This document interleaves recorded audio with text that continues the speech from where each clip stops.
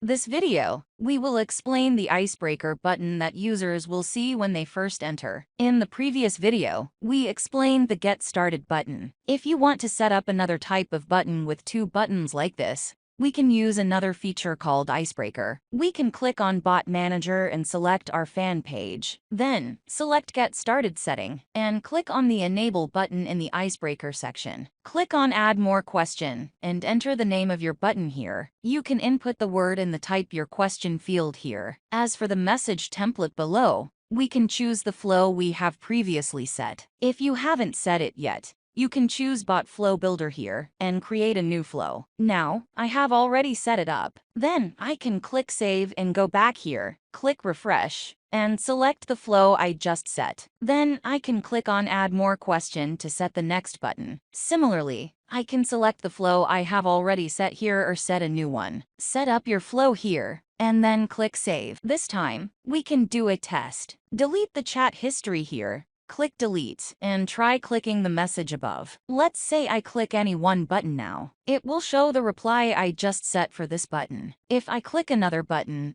it will show the content I set for that button. So, this is how it works when users first come to our messenger. If you want to present different buttons, we can use the Icebreaker settings. Now, if we want to enable Icebreaker, there's one thing to note. If we enable Icebreaker, it will override the frequently asked questions we set in the page inbox's automation settings. The frequently asked questions are set to reply to users when they come to the fan page, and click the Send Message button in the bottom right corner of our published post. However, if you have Icebreaker enabled, the replies set in the frequently asked questions won't show up. So, when users come to your fan page and click the Send Message button in the bottom right corner, the replies will be based on the Icebreaker. If you want the buttons below your published post to be based on the auto reply in the fan page, inbox's frequently asked questions, you must turn off Icebreaker and use our Get Start to reply when users first come to the messenger.